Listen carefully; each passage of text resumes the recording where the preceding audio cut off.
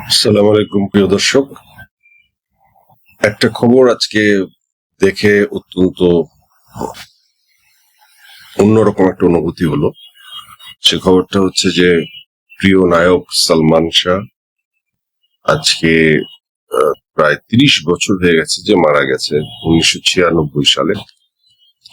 তাকে তার ন্যায় বিচার, মৃত্যুর বিচারের কারণ জানবার জন্য তার লাশ কবর থেকে উত্তোলন করার অনুমতি পাওয়া গেছে।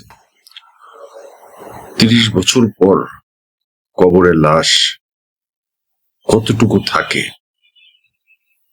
এবং সেই লাশ থেকে কি আসলে ময়নাতদন্ত করে রিপোর্ট পাওয়া যায় কিনা এটা আমি জানি না, নিশ্চয়ই যায়, তা না হলে এই আদেশ কেন হবে।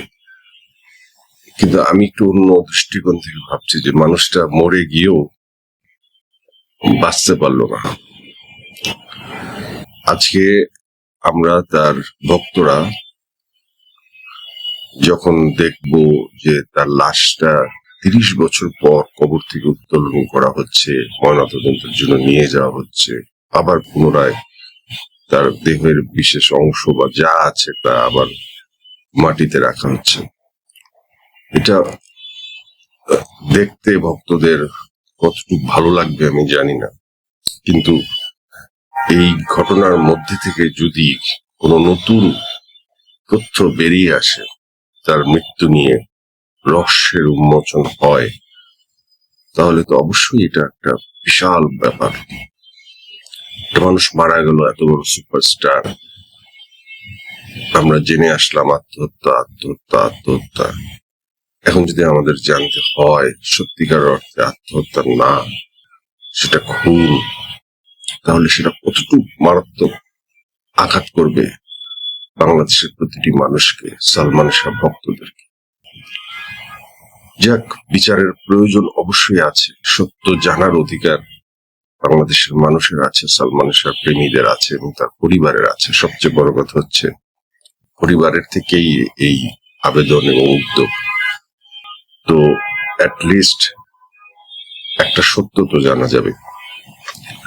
যদি সেটা হয়ে থাকে খুন, সেটা তো সাংঘাতিক একটা তোলপাড় হবে।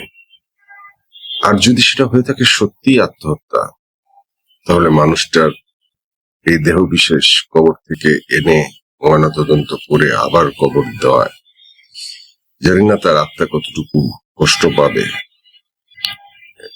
ইসলাম এই সম্পর্কে কি বলে ৩০ বছর পর, পুরো বিষয়টাই অজানা, কিন্তু বুকটা কেঁপে উঠল।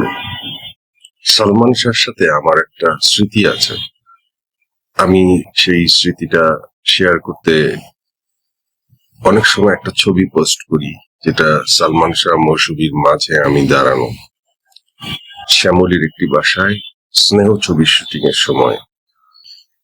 আমি সালমান শাহকে খুব কাছ থেকে দেখার সৌভাগ্য অর্জন করেছি, খুব কাছ থেকে আমি তার সাথে খুব অল্প সময় ধরে মিশেছি, দেখেছি। তার সাথে তো মেশা এত সহজ ছিল না, এত বড় স্টার ওই সময়, তার চারপাশে মানুষের কোনো অভাব নাই। তারপরেও তিনি আমাকে ভালোবাসা প্রদর্শন করেছেন, তিনি আমার সাথে কথা বলেছেন। যেহেতু আমার ফ্যামিলি ব্যাকগ্রাউন্ডটা ফিল্মের ছিল, আমাদের ফিল্ম সে করেছে, আমার মামার ছবি স্নেহতে অভিনয় করেছে, আবার তার বাড়ি কুমিল্লায় ছিল, তার মা, আমার মা খুবই পরিচিত। আমি বিচ্ছিন্ন ঘটনাগুলো সালমান শাহর সাথে আমার দেখা এবং বিচ্ছিন্ন ঘটনাগুলো আপনাদের সাথে শেয়ার করি।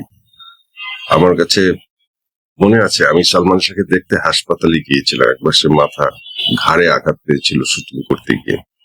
আমি হাসপাতালে গিয়েছিলাম, তখন মোটা মোটা 3টা লোক সালমান শাহর সাথে থাকতেন। তখন ধানমন্ডিতে বোধহয় হাসপাতালটা। আমি সহজেই গিয়ে তার সাথে কথা বলতে পেরেছি। শোয়া অবস্থায় সে কথা বলেছে।